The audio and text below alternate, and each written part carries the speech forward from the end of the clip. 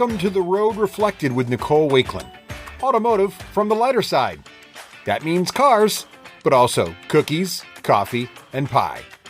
Up first, what's Nicole behind the wheel of this week? This week I'm behind the wheel of a Subaru. Ooh. The car of New England. I feel like Subarus are everywhere. Yeah, because they are so capable in the snow. Yes, they are. So I have the Subaru Outback, and the irony of this is that I have the Subaru Outback, and we've had no snow. No, and we're getting some on Tuesday. Right, and then this car goes back Monday. But it'll be gone, yes. Which I'm like, really? Come on. Yeah. So, but the Subaru Outback, so to think technically crossover, but it's kind of a wagon. Like, okay, wait. Sometimes I pause you and ask for car definitions. Yeah, no, there's no definition here. We've all established this. No? That's literally my thing. Okay. Is it a crossover? Is it a wagon? I go more wagon. They'll call it a crossover because that's what, or maybe they call it a wagon. It's not a station wagon, but it's a wagon-like. Like it's sitting in the driveway this very moment. Like if we had renamed everything, we'd be calling it a station wagon. We'd be calling it a station wagon. Yes. So it's a Subaru Outback crossover wagon. Yeah. What makes this nice though is that the thing about vehicles that are this sort of in between is that they're really great for families because plenty of room. Right. And say you're thinking, okay, I want to get a crossover. A lot of crossovers are sort of small and you don't have as much room for stuff as you might think you have.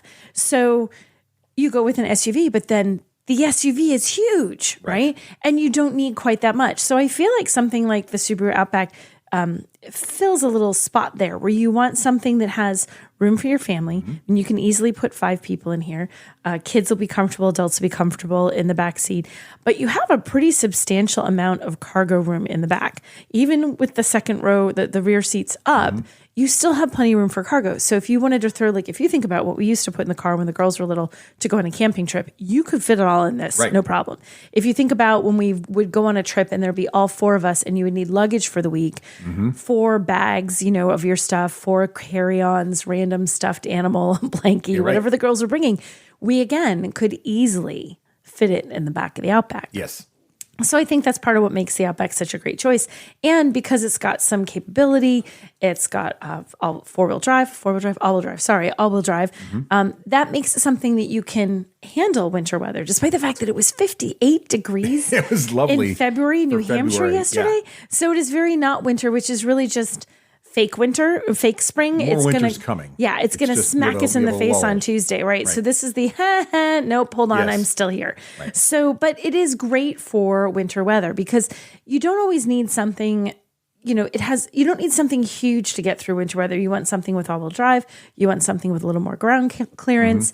That's what the Outback does. Yep. So I like that it's not extreme in any way.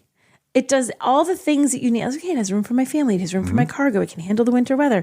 It can handle, light off-roading. If it's not going to crawl over rocks, but it's going to easily let me go into a field or a muddy dirt road. Or camping or have deep snow. Well, we have mud season coming up. That's the next season.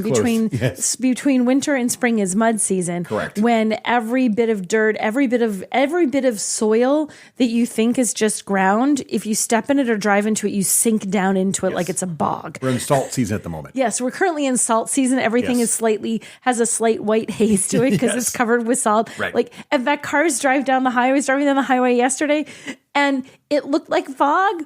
It's not fog. No, it's literally a cloud of salt. Yes. You wonder why your car has issues if you scratch it and you have a rust mark on it in 2 seconds in New England. That's why. It's literally a cloud of salt as driving down the highway. So that's the season we're in now. But so I like this. And so what you're getting for this, I have the top trim, which is Touring XT. It starts at about $44,000. Okay. You can get base trims. For top trim. Right. Base trim's around $29,000. That's actually a nice spot. There's a spread right there, and that's not outrageous. Yeah. It's relatively affordable. Like, okay, 44 is a little on the higher side. Still totally worth it at that price. But if your budget's tighter, 29 is just fine. And the only thing that I don't like about the base trim, like genuinely don't like everything, and it's literally just called base. You don't have the names. Right. The base trim of the Subaru Outback, base. All right, well, this is clear. The one thing that I don't like about it is the one we have in the driveway right now has an 11.6 inch portrait style touchscreen. Oh, I like those. Works great, right? Yeah. It's a nice big touchscreen. It's easy to follow navigation. It's responsive. It's angled well so you don't have terrible amounts of glare on things because there is a little sunroof up there. Right. But on the base, it has this dual screen thing, which I think we've probably had those before. I think you've seen it. I know I've seen it. Yes. It's a 7-inch display screen and a 7-inch touch screen, and it kind of divides functions. I don't like that. No, I don't like those as much either. I feel like it's a little old school. And, you know, you have to go to the top trim to get the better one, or can you get it sort of one level You up? have to go one level up. That's it. It's literally just the base. So truly, the base trim, the base, is the one that has this dual 7-inch screens, whereas everything else has the 11.6. So if you want that, and like that truly would be reason enough for me to move one level up, because I do think this makes a big difference. It feels much more modern. It feels more contemporary. It looks better. It's easier to use. I just like it better. So that is the one thing that the only reason I would not go all the way down to the bottom for a Subaru Outback is literally for that screen. Yeah. Otherwise, if you're trying to be, you know, budget conscious, by all means, drop down further. Don't go for the Touring XT that I have. The things that this does have, if you're looking for something a little fancier, you get things like leather seats. You get, you know, you get heated seats. It has a more premium look to it. Yeah, it feels nice. Right? It feels nice. But when you think about it, the car's $44,000. It's not bad for how that looks inside, right? I feel like it's a good price for the feeling. It feels a little more upscale than that. Right? And it's not fancy upscale. It's just not just fabric, enough, especially since you're going to have it out in the mud and stuff potentially, right? You know, And I do like this one in the back, and I'm going to say this is probably optional, but in the cargo area, there's the carpeted floor, like you have your carpeted floor mats, but there's a plastic, like a heavy duty plastic cover that covers the entire cargo floor, and it actually says Outback on it, which I kind of think is funny. It's like you open your lift gate, and it's like, in case you forgot what you're driving, Outback. Perfect, because big old doggos can jump in there and get mud everywhere. And it's, you know, people always say dogs, especially with Subaru, doggos are the thing, but I don't know what's messier, doggos or kiddos. I would go kids. I think kids are messier. Yes. So whether it's, you know, like, it's a great thing, like your kids have like mucky stuff, like they run through the mud, put the shoes back there. You want the rubber, because back in the day when we had that Element, we did have the Element was awesome because the floor was all rubber. You could hose that sucker right out. And they could just, and we had these, they could just lose their lunch all over the floor or have a bad diaper change situation. And it was just hose it out. It was just like, okay, let's get this cleaned up and then home. And I'd be cleaning up a child and you'd be in the driveway. Yeah, just hose it out. And it's hosing it out, which was brilliant. We've all been there. So so to have something that has a plastic cover on it is really...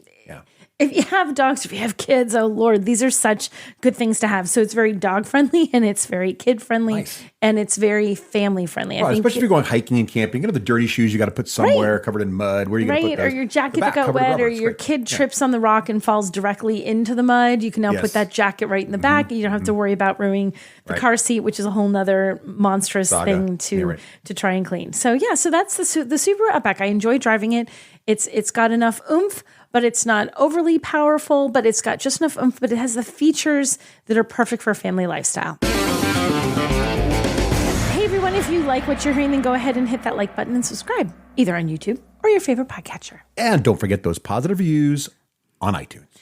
So this week, earlier this week, I was in the Windy City. Oh, Chicago. I was in Chicago. Yeah. And I was in Chicago for the Chicago Auto Show. Yes. Each year, Nissan actually coordinates with the Chicago Auto Show to bring a bunch of folks in to cover the auto show. May I ask, where does the Chicago Auto Show fall on the ranking of U.S. auto shows? It kind of depends how you're going to rank that, because there's some shows that have more news if you're a media person, but this has a huge number of consumer visitors, and that's basically what auto shows are about, are giving a chance for the public, for real people, actual buyers, to see. Like I've already seen most of these cars. So does it kind of go Detroit, LA, Chicago? I don't even know. I don't think Detroit's kind of a little bit sideways at the moment. Kind of funny because they're all based there. I know, right? But I think LA and New York are still pretty big on all fronts. So LA, New York, Chicago, Detroit. I don't know if I'd be that, but like LA, New York, Chicago, Detroit. I don't know. It's hard to say. They're paired up. Okay. I don't know. I don't know. Okay. Right now, Detroit's even changing. So it's tier its date. 2. Chicago's like tier 2. I don't know that I'd say that's fair. Okay. All right. I think they're tier 1, but they all sort of cater to different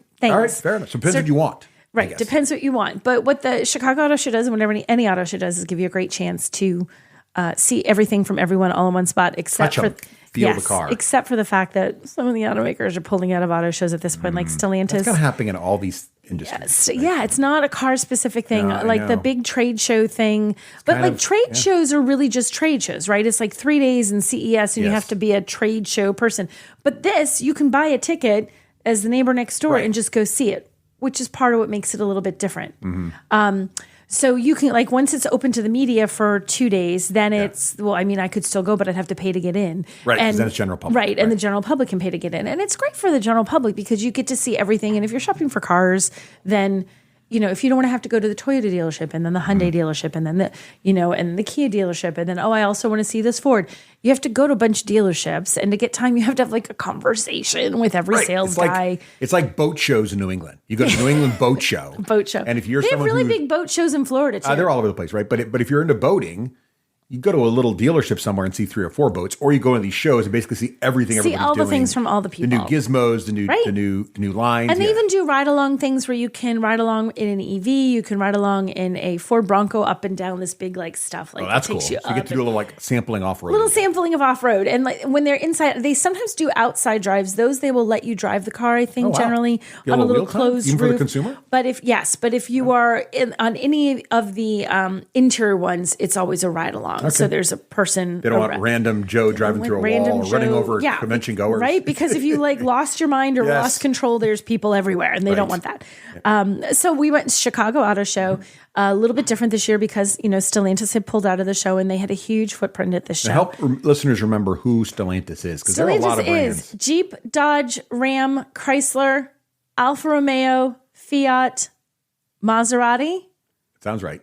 That's a lot of car brands. I think I got it all. That's a lot of beloved brands that were not at the Chicago Auto Show. And they had a huge amount of stuff at the shows when they used to do it. So it's a big absence from the show. But still, very worthy show to go to. I still like the Chicago Auto Show. It's fun to go to. Someplace called McCormick Place, and there's a hotels attached to it. Oh, and fun fact. So I stayed at the Hyatt. And our daughter came to meet us from Milwaukee and had in my head I was in a Marriott and literally sent her to the Marriott next door. And until she's in the lobby saying, "Mom, where are you?" And I'm standing there looking around. You're realizing, wait a minute. And I literally went to the valet. I said, "What's the address here?" He gave me the address. And I said, "Oh gosh, I gave it out of the wrong address." He said, "What address did you send us to?" The blah, blah, blah. And I'm like, "No, I sent her to this." And he's like, "That's the Marriott across the street." And I looked at him dead in the eyes. I'm like, "I'm not in a Marriott." He's like, "No, ma'am, you're in a Hyatt." And he starts laughing. That's worse than I was in New York with some of my colleagues, and we were at the Hotel Indigo, and I looked up the wrong Indigo. We walked to the wrong address. Oh yeah, no. But they're both at least Indigo hotels. You're like, you did the whole wrong chain. Even the wrong chain. And thankfully, he said, "Just tell her to walk out the door to the left," and she's right there. But I laughed. I thought, "Oh my gosh, on Mother of the Year, I just sent my kid to the wrong hotel." But while we were at the Chicago Auto Show, and once I was, doing the working thing and not having dinner that night, there were all sorts of vehicles. And one of the things that I got a chance to see that I have never seen before in person was a Tesla Cybertruck. I am jealous. I know. You love the Cybertruck. I just think this thing is so wacky. And I remember, this is someone who owned an Element. So I like my oddly looking vehicles. I don't want a normal looking vehicle. So I know. When something crazy comes out like a Cybertruck, I'm like, that's cool. I want to see it in person. I've never seen it in person. Right. And we have, honest to goodness, absolutely, positively zero reason to really need a Cybertruck. Well, need is the wrong word. Correct. I would say desire or want. And that's the thing I would say about the Cybertruck. It's not about what you need. It's about what you want. Yes. And it's like, if you want it, it's totally a splurge thing. I mean, there's no rational, at the price point it's at. Right. There's no real rational reason you need that vehicle. In many ways, it's not a great truck. Yeah, you know what I mean? It's if you're doing like truck things, there's better trucks. Right. Like you want to haul stuff. It's not practical in so many ways, but I don't feel like that's why you're buying it. And the criticisms of Tesla, there are fair criticisms about some build quality stuff that they have. And it's particularly in this one, because it's all that stainless steel. It makes me think of a DeLorean. I know it's not, but it makes me think of a DeLorean because of how old I am. But that there's some sharp edges. And I actually did run my thumb down a couple of the edges on the door panels. Nothing. Right. Fine. But, I didn't run my finger along every single edge in the car. And some people said some of the edges are a little rough, that they could be sharp. They didn't look great. Like some of the fit and finish was not great. Looked like you take it a sander and sort of just made it the way it was. So there are issues with the Cybertruck, but seeing it in person, first of all, it's, and my co-host on Wheel Bearings told me this, I didn't realize it. It is about a foot shorter than it originally was. The pre-production. Oh, they shortened it? They shortened it. So it's about a foot shorter than it was. And it does look shorter in person. Because you were at a production vehicle. Yeah. Not a prototype. Not a prototype. And there were 4 guys from Tesla. I want to say 2 sort of sales guys and 2 engineering guys. Really nice guys. And they had said, no, this is actually a production Like if you bought Tesla one, you'd get Cybertruck, exactly you could that. potentially get exactly that. So there was nothing pre-production, not quite right, not ready for prime time about it. Inside it was the typical minimalist Tesla interior. They got that super Spartan look. You got like one screen, one steering wheel, right, and it looks gigantic. I mean, the squareness of it, the angularity of it, the like. I don't know. It makes me think of Tron in some ways. It's like little. It reminds me of like. I think your DeLorean comparison is pretty cool. Like when DeLorean came out, everybody thought it was like dorky and weird. Yeah. And now everybody looks fondly back at the DeLorean, partly because of Back to the Future. But it's like, I know Back to the Future gave that car. Cool. And they're even redoing the DeLorean or something crazy now. But like to me, it's like that kind of a look. And I don't know if it's ever going to appeal to the mass market. No. I just think it's a super cool, and there's crazy issues idea. With it. And so I think it's the typical Tesla issues. There are issues, but like a lot of cars have issues with them. Well, but the Tesla issues are the same. One, that the build quality is a little wonky. Right. You wonder how some of this kind of pass. Like we can have edges that could potentially be sharp. That's a question mark. Like it does look what's like a happening giant there? can opener, so right? It's fine. And the visibility. And now I didn't drive it. It's literally just on the show floor. Right. But did you sit in it? I did. I did the climb windshield up in feel it. normal-ish? It does. It feels gigantic. Right. So your visibility. But you didn't feel like you couldn't see anything. No, but but it's different sitting in a show floor. True. Where I just have people around me and it's not going anywhere as opposed to like driving it down the road. Right. So I'd imagine the visibility is going to be a little bit off, could be off easily, like how far you can see the front of your car when you go to drive, like because it's hard to see the corners, like to know where the corners of your car, just because of how big the way the hood is shaped and the way the windshield, like what's that glass thing? Windshield is shaped so that could make things a little bit tricky, but it does look great. And I do love the way the tonneau cover, I never say it right, tonneau cover, little cover that comes up over the back. On the back, Right, it deploys. So it comes up from like where the little glass piece that you could slide to look into your tailgate, and it comes up, but it's like it's like clack, clack, clack, clack, clack, clack, clack, clack. Because little slats and it closes and then it opens right back up. So it does. Does it feel strong? Like does it feel like it's made of plastic? Actually, it feels tougher than most of them. And I think the guy told me it would hold 350 pounds on top of it. Oh, wow. So like a full-grown man could like jump on top of that. Theoretically, I did not. No one jumped on it. Right. I did not jump on it. I chose not to test that and be the one that was in the viral video where it failed and I broke Elon Musk's That's kind of awesome truck. because like if you're hauling something like in a pickup and it's not a huge thing, so it doesn't need to stick out of the back, but you'd like to have it covered. Yes. And they make covers for pickup trucks too, but they're usually a lot more work. This is just like a button. Right. The button thing is cool. It is cool standard, how it right? deploys. Like that's just. I believe it is. Oh, don't quote me on that. I think it's. I haven't seen one without it. Whenever you see it driving, it's got that close, probably for mileage because it probably keeps the fuel economy. Down. It keeps turbulence down, but it's cool, and it just has a little button you push. You push the button down, boom, it opens up. Push the button down, closes back up, and there's another button right there. There's like 3 little buttons on the bed. Push the third button and the tailgate drops. But the tailgate doesn't come back up. You have to push the tailgate down, which I thought was kind of funny because there's so many vehicles that you can. Can you open the tailgate with the cover down? So it's like pop it open, shove it. Yeah, I have the tailgate. In fact, I closed the cover and the tailgate was actually down because I wanted to show the tail. I put up a video and you can see the cover like that was cool. Doing its thing. It's cool. So I like it. I know that people hate on Tesla and they have a variety of reasons for not liking Tesla and Elon Musk. But if you take out the reasons you don't like Elon Musk or like. Yeah, if you're just checking this out, because what I think is cool about it is it feels like a concept car. You know those cool concept cars you see? Yes. And they're never going to make it. Right. And you're looking at this like, wouldn't it be cool if they made this, but no one's ever going to make it? It's like holy bejesus, Tesla did it. Like they made a concept car, essentially, a concept truck in this And case. it's not, they took it off-road. There was some video of it off-road, and it's not great off-road. Ran into some issues. I want to say like an F-150 or something, like towed it out of the muck. We were talking about an Outback. It's probably capable like a light off-road vehicle. It's not you're not going to rock crawl in this thing. I honestly don't think the guy who's buying this, and I say guy, human, the person buying who's this vehicle buying this is not like I'm going to go rock crawling in my If you're going to go rock crawling, you've got another vehicle you go rock crawling in. You've got an F-150 or something that you're going rock crawling in. So let me ask you about the interior a little bit, because isn't the steering wheel like a like not normal? It's like a little rectangle. It's like a little almost like a Batmobile thing. Like, okay, Batmobile. How do you not want this crazy car? I was going to say like a racing steering wheel, but sure. Okay, that too. Sure, racing Batmobile. Steering wheel. Yeah. You just want to say the line. You should say the line. Batman line, like you did into your "I am Batman." I'm Batman. Like he does it, like I'm Batman. I'm Batman. Yeah, and that deep. So you get your Cybertruck, and you're like, I'm Batman. Especially if you got like a black wrap or something on this thing. I kind of think that would be the best color wrap. Somebody asked me online what color wrap I would do, and I said I would do a matte black. Yeah, matte black, not shiny. Yeah. A matte black. matte black with Batman logo seats inside. Well, that wasn't necessarily my plan, but you know what? If you're spending $100,000 in a truck, you could do whatever the heck you want. Probably get those seats to have whatever you wanted. Put a bat signal right on the hood. So did it feel different? I mean, did the steering wheel feel weird, or did it feel kind of cool? Again, I'm not driving it, so it's hard to say. But it does, and it was the way it was parked. Like things are so you can't mess around with it. So I couldn't really move it around and stuff. It does feel like it take a little getting used to. But with a lot of things in a car, I think there's a getting used to factor. Anything that's not typical, even in an average car these days, you got to get used to where the stupid gear shift is because all the gear shifts are different. Right. So it's just a little bit of getting used to. But I think the Cybertruck is not perfect. It is also not horrible. Hey, wait, did we just drive by a bakery? Okay, so as I mentioned, I was checking out the Cybertruck at the Chicago Auto Show.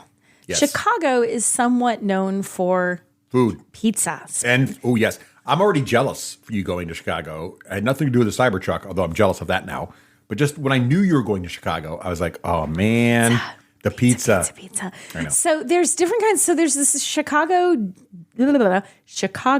deep dish. Yes. That is what everybody thinks about. So I got myself in a debate while I was there. Uh-oh. Is Chicago deep dish pizza actually pizza, or is it really just a casserole? It's a pie. Well, that's not one of your options. Is it? Is it a pie? Because pizza is a pie. Everybody knows pizza is pie. But is it pizza? I mean, you say pizza pie, and most people just say pizza, but people argue that it's not even a pizza. It's totally pizza. They argue. That's like saying... There was a heated argument. Let me hear both sides. I will try to keep an open mind. No, they say that because it's so thick, like you think of a casserole in a casserole dish, it's super thick, right? And it takes a while to cook. These do also take forever to cook. Sure, if you like walk in and you can't just walk in and get a pizza and walk out. No. It's going to take them, and especially if it's a large, like if you get even the small ones take forever, but if you get a larger one, it takes forever to cook it. Should we explain the situation on this pie? Because I think most people know. So the Chicago deep dish, you have the crust, and it doesn't come on a flat pan. It comes in a pan that has maybe, I don't know, like a 2-inch or 1-inch edge, right? It's like, think like a cake pan almost in terms of the depth of the wall of the pan. And then you have what's the order of operations here? Crust first, but the crust isn't thick. No. It just goes down the side like a pie. Right. It goes down the side. It's exactly like a pie crust. Then you have... Usually the cheese goes in first. Then filling... No, then sauce, then topping, I think. There's sauce and top. I think it's reverse order of a normal pizza. It's almost backwards. Yeah. So you have a very sauce on top. Yeah. But it's thick. It is truly a couple of inches thick. And it's mostly thick because of filling. So if you get...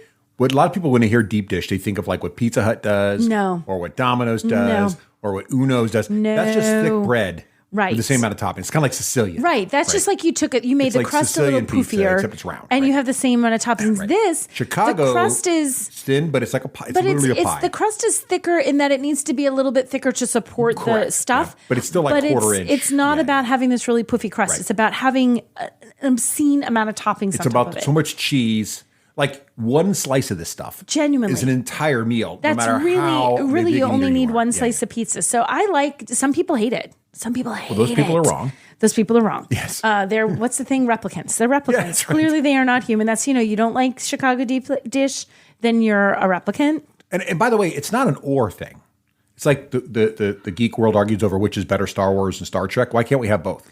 Like I don't see why. New York style pizza, which is foldable, relatively thin, the toppings so are now gooey, wait, let's start a fight. Who do you like better, New York style or Chicago? Well, that's like picking between your children. They're both amazing. You can only save one pizza and the ship is sinking. No, why? Because I said both. So. Well, no. Well, okay. Here's the difference. New York is street pizza, meaning you grab a slice, literally. You can literally grab a slice. You walk out, you fold it, it's foldable. Yeah. And you can eat it while you walk. You can't really eat Chicago just while you walk. Oh, it's not even knife and kind fork of. Situation. You can't. You can't even pick it up. I mean, you could try. People do it. You pick it up, you're going to wear half of it. It's hard to pick up. It's a disaster. It's really a knife and fork situation. Yes. So I think it more depends on the situation you're in, which one you want to have. So it's, I don't know that it's an or thing. You could only have one for the rest of your life. What would you pick? No. Well, no. Why would I have to? No, I refuse to choose. I refuse to choose.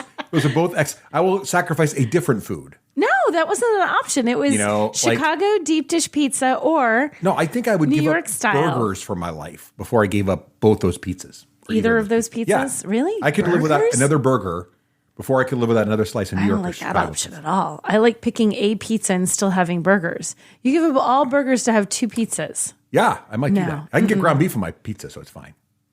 It's not the same. I think it's the same. It's a cheeseburger. I don't know, but this is how much I like pizza. 1, and then 2. I don't think it's a choice. I reject this argument that it's not pizza. This argument. Yeah. Okay, how about can we argue this? What's your favorite place to get deep dish pizza in Chicago? Okay, so what is your favorite? I like Giordano's. Giordano's is mine also. Although Gino's is supposed to be very good. I've had it there. Yeah, Gino's is good. There was another one I tried that I did not like. I forgot the name. Honestly, of it. Giordano's is sort of just convenient because it seems to be the most. They have locations everywhere. Well, when you're in Chicago, there's deep dish everywhere. Right. So in Chicago, you have a million options. But I just like this consistency of Giordano's, and I like the way they.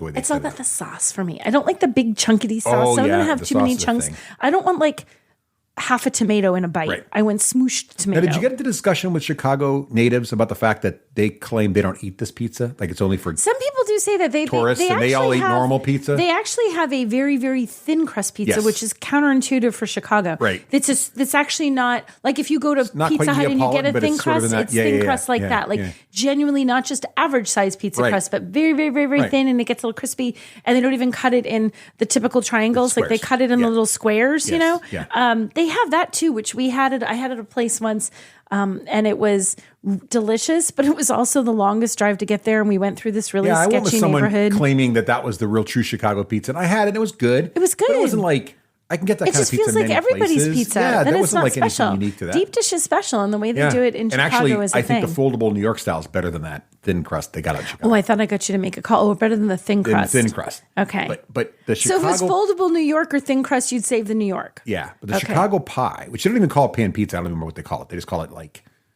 I forget what they call it. What do they call it? They just say deep dish pizza. Giordano's deep dish. It's just deep dish. But their deep dish, man, that's it. That's, to me, and also because you can't, one of the things I've never found is you can't find that style of pizza anywhere else. Because everywhere else that claims to make it, they make thick bread. It's not right. But you can buy it frozen. And I have it on good authority that you can buy it frozen if your flight is the same day out of Chicago and manage to get it all the way home halfway across the country, and it will still be frozen enough. Like it won't unfreeze if it's really, really frozen. Is there one of those in our freezer right now? No, there's not. Oh.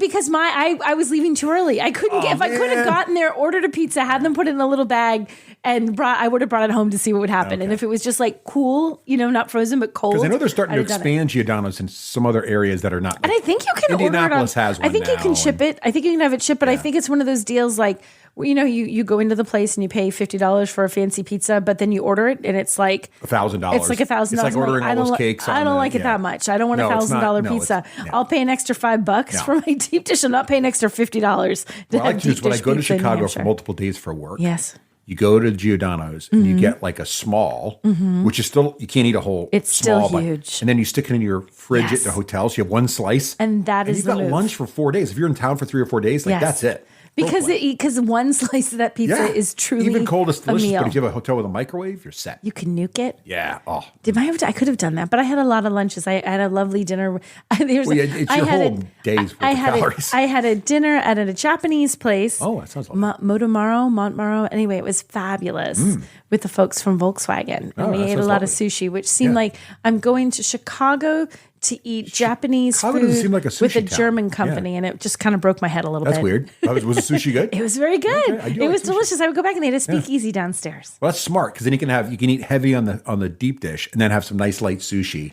You say nice light sushi, but at a media dinner, it's like there's 10 of you. Here's sushi for $85. Oh my gosh! Here's sushi, giant bowls of rice and sake. All you can drink. Yep, all the things. I had Japanese whiskey, as a matter of fact.